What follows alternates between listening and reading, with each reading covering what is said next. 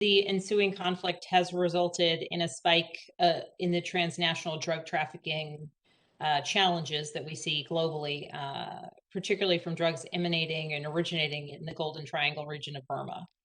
So I was wondering if you all could address some of the spillover effect, whether narcotics, crystal meth, meth pills, heroin, um, are destined for countries, including the United States, emanating out of this region, and what you're seeing in terms of what's the actual kind of current status, and then what is the U.S. response? Well, thank you very much, Congresswoman. Our assessment is that it is one source of revenue for the junta, and that since the coup, there has actually been an increase in the amount of narcotics trafficking coming out of Burma. And so it is a difficult situation for us just because of the instability on the ground.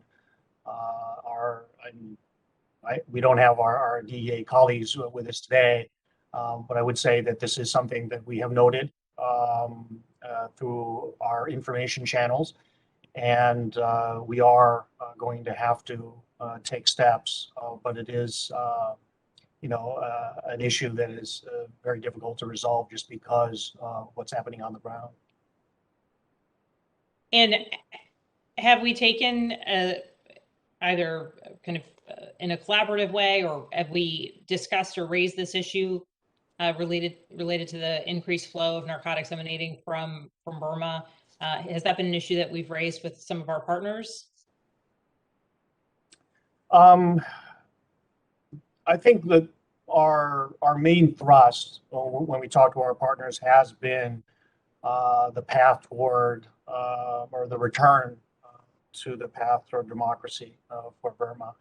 I think probably increasingly, depending on the partner, because there are a number of border countries that are very concerned about that illegal trade and what it might mean to their own stability and their own economies. I think that it may actually become more of a conversation piece down the road.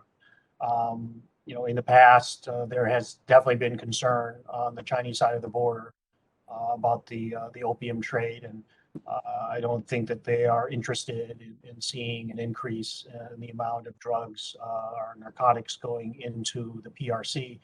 And I think that there are other sort of neighboring countries as well that are concerned about that.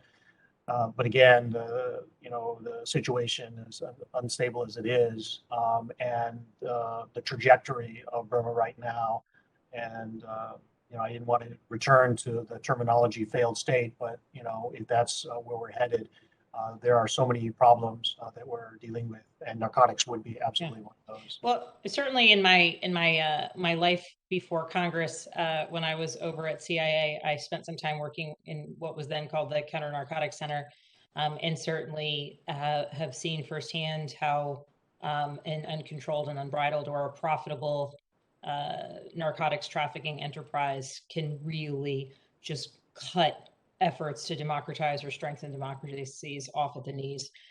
So I thank you for your answers, and I do hope that moving forward, central to our efforts to advocate for democratic values, that we'll look at some of the illicit activities that are certainly contributing to the proliferation of criminal activity and a move away from democracy.